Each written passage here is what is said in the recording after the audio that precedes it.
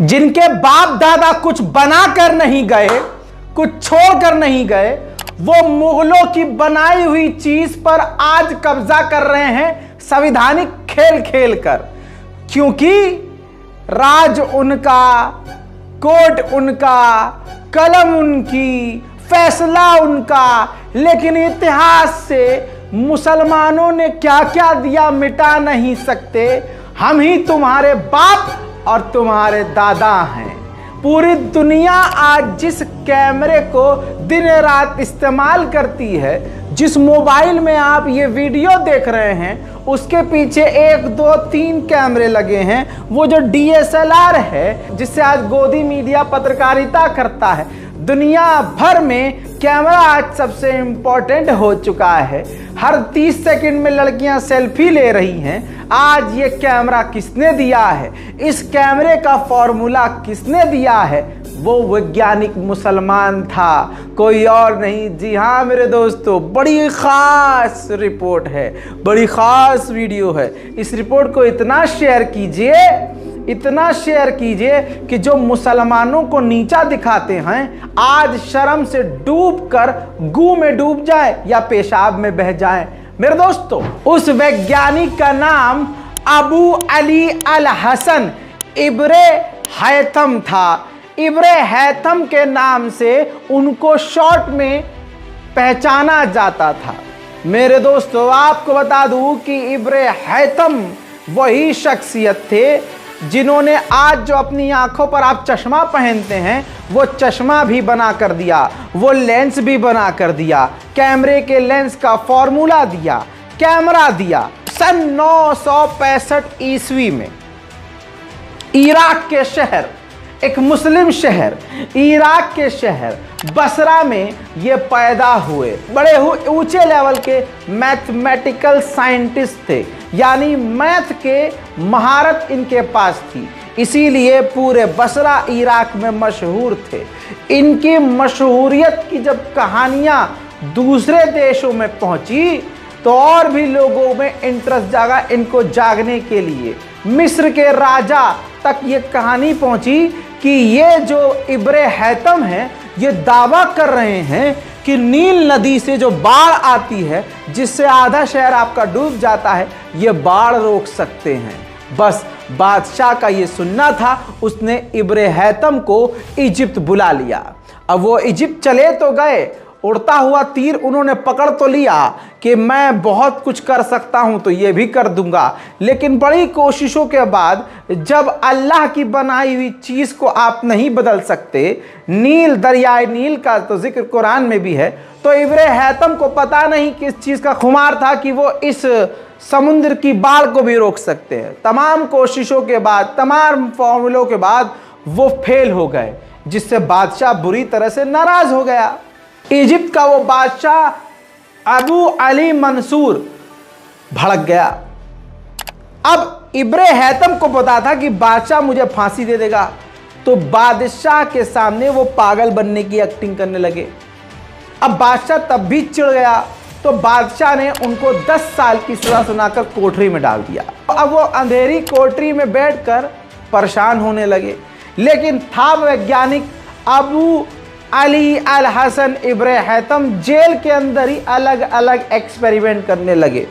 उनकी जेल के अंदर, उनके कमरे के अंदर एक छोटा सा छेद था, जिससे बाहर की रोशनी अंदर आ रही थी। वो खाली बैठे बैठे उसी रोशनी को देखते थे, देखते रहते थे। उनको देखकर एक आइडिया आया, यह रोशनी किसी सुराख या होल में पहुंचती है तो अंदर पहुंचकर उल्टा अक्स बनाती है। उन्होंने ये अनुमान लगाया।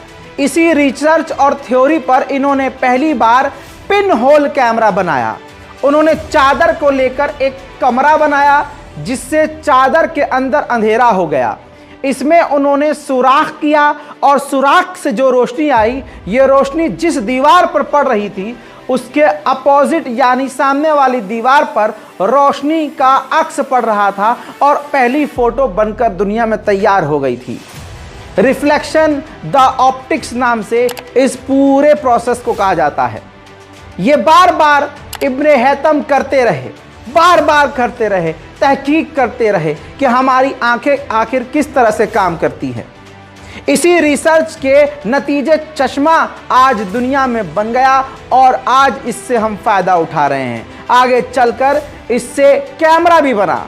लेकिन आपको बता दूं, इन्होंने अपने इसी तजर्बे के लिए अल कमरा बनाया, यानी अल कमरा जो अरबी लफ्ज है बाद में आज चलकर कैमरा बन गया। जी हां, आज जो कैमरा करते हो वो कोई अंग्रेजी वर्ड नहीं, वो अल कमरा ही था।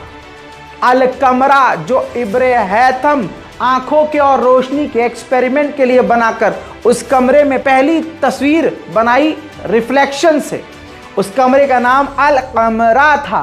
बाद में वो कैमरा बन गया। आज वो जुमला हम इस्तेमाल करते हैं। आपको बताऊं, इससे पहले ग्रीक थ्योरी, जो ग्रीक के वैज्ञानिक थे, वो कहते थे कि हमारी आंख से रोशनी निकलती है जिसकी वजह से हम चीजों को देख पाते हैं। ये सुनने के बाद इब्ने हैतम ने उनकी थ्योरी को ठुकरा दिया था। कहा अगर आंख से रोशनी निकलने की वजह से हम चीज देख पाते हैं तो हम अंधेरे में क्यों नहीं देख पाते? फिर तो अंधेरे में भी हमें देखना चाहिए। मेरे दोस्तों, फिर उनकी ही थ्योरी कामयाब हुई कि हम अगर कोई चीज देखते हैं तो रोशनी उस पर टकराती है, फिर वो रोशनी हमारी आंख पर आती है, तब हम देख पाते हैं। इसी फॉर्मूले के जरिए आज कैमरा और हमारी ये आंखों का लेंस बनकर तैयार हुआ है। इब्ने हैतम ने ही, आपकी स्क्रीन पर ये पेज देखिए, पहली बार उन्होंने मुस्लिम वैज्ञानिक ने बताया, सुन लो भक्तों, पहली बार मुसलमान वैज्ञानिक ने ही बताया कि हमारी इंसानों की आंख किस तरह से काम करती है।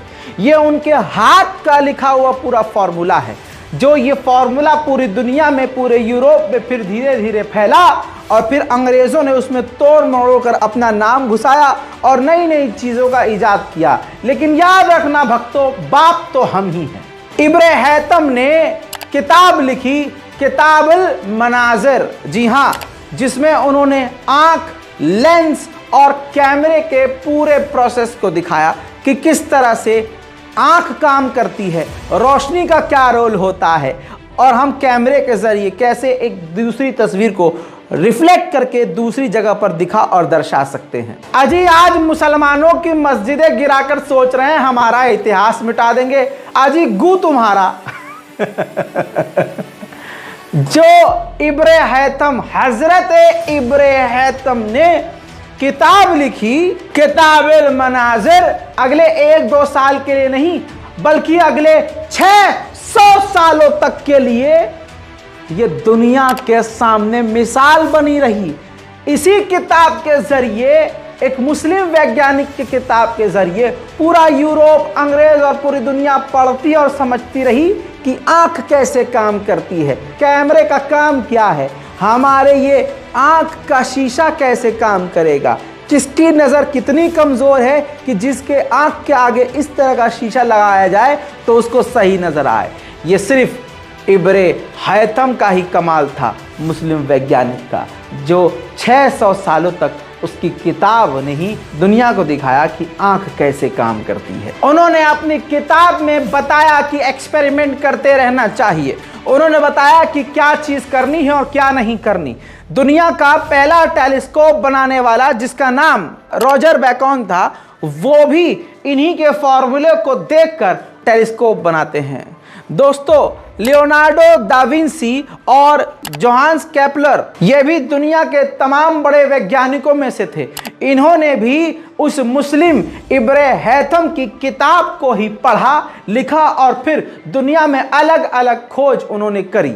मेरे दोस्तों, इब्ने हैतम ये सारे एक्सपेरिमेंट जेल में रहकर करते हैं। अचानक से, क्योंकि जेल के जो गेट पे खड़े होने वाले दरबान थे, वो उनकी तमाम इन एक्सपेरिमेंट से वाकिफ थे, खुश थे। मेरे दोस्तों, अचानक से खबर आती है कि राजा का देहांत हो गया, जिसके बाद इब्ने हैतम जेल से रिहा हुए और उनकी किताब फिर पूरी दुनिया में तेज़ी से फैली। दोस्तों, इतनी तेज़ी से फैली कि आज हमारी आंखों पर चश्मा और हमारे फ़ोन में 3-3, 4-4 कैमरे हैं। अगले कई सालों तक, 600 साल का तो रिकॉर्ड है, लेकिन अगले कई सालों तक इन्हीं की थ्योरी पर दुनिया ने तरक्की हासिल की। कमाल की बात और दुख की बात यह है कि हमारे पूर्वज मुसलमानों को सोचना चाहिए दुनिया को उन्होंने क्या क्या दिया, और आज कुछ सालों से मुसलमानों की हरकतें देखिए। हरकतें देखो, हमसे बड़ा जाहिल कोई नहीं, हम में जाहिल एक से बढ़कर एक जाहिल। इल्म से दूर हो गए तो दुनिया में हम पिटेंगे, जब इल्म से दूर हो गए तो दुनिया में ज़रूर होंगे। अल्लाह ने, इस्लाम ने, हमारे पैगंबर सल्लल्लाहु अलैहि वसल्लम ने मुसलमानों को दाना बनने को कहा, समझदार बनने को कहा, इल्म हासिल करने को कहा। लेकिन आज के मुसलमानों को सिर्फ बिरयानी से मतलब है, चाहे बिरयानी जैसे मिले। बहरहाल, आपको ये जानकारी कैसी लगी नीचे राय कमेंट में ज़रूर लिखिएगा। बड़ी मेहनत के साथ हमारी टीम लगी हुई है, और आपको बता दूं ये सब इंटरनेट पर अवेलेबल है, बस आपको रिसर्च करना है। आप खुद देखेंगे कि मुसलमानों ने दुनिया को क्या क्या दिया है।